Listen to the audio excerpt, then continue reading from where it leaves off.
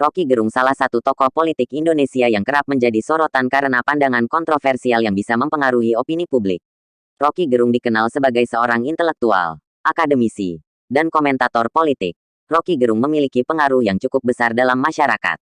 Namun, pengaruhnya juga tidak lepas dari kontroversi dan potensi bahaya dalam politik Indonesia. Pengaruh dan kontroversi Roky Gerung. Roky Gerung adalah sosok yang dikenal memiliki keahlian dalam retorika dan analisis tajam terhadap berbagai isu, terutama isu-isu politik dan sosial.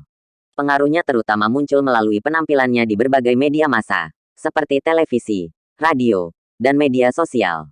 Ketajamannya dalam merumuskan argumen seringkali membuat banyak orang tertarik untuk mendengarkan pandangannya. Namun, pengaruhnya juga datang dengan kontroversi. Pandangan-pandangannya yang tajam dan seringkali provokatif dalam membahas isu-isu sensitif, seperti agama, suku, dan politik, seringkali memicu reaksi negatif dari berbagai pihak. Bahkan, beberapa kali pernyataannya dianggap meresahkan dan dianggap sebagai bentuk ujaran kebencian. Bahaya politik Roky Gerung. 1. Polarisasi masyarakat. Pandangan kontroversial yang disampaikan Roky Gerung seringkali dapat memperdalam polarisasi dalam masyarakat. Isu-isu sensitif yang ia bahas dengan gaya yang provokatif dapat memicu perpecahan di tengah-tengah masyarakat. Ini dapat menghambat dialog yang sehat dan konstruktif antara berbagai kelompok, serta merusak kerukunan sosial. 2. Ujaran kebencian. Beberapa pernyataan Roky Gerung telah menuai kontroversi karena dianggap sebagai bentuk ujaran kebencian. Anda menimbulkan kontroversi, pro kontra, berarti Anda mengakui Anda sudah buat keonaran? Bukan saya buat keonaran. Akibat dari ucapan saya itu timbul keonaran. Yang mesti diperiksa siapa yang sponsor keonaran.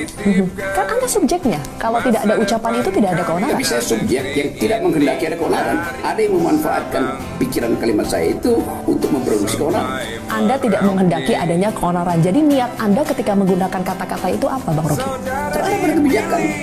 Kan waktu itu saya ucapkan dua hal. Saya kritik kebijakan IKN dan saya kritik kebijakan Omnibus Law itu. Meskipun dalam banyak kasus ia berpendapat bahwa pernyataannya hanya bersifat kritik pedas, namun interpretasi yang beragam dari pendengar bisa berpotensi memperburuk suasana dan mengancam stabilitas sosial. 3. Kehilangan fokus pada isu substansial. Gaya retorika yang provokatif seringkali membuat fokus dari isu substansial teralihkan. Perdebatan publik bisa terjebak pada gaya dan kata-kata yang digunakan, daripada pada inti masalah yang sebenarnya.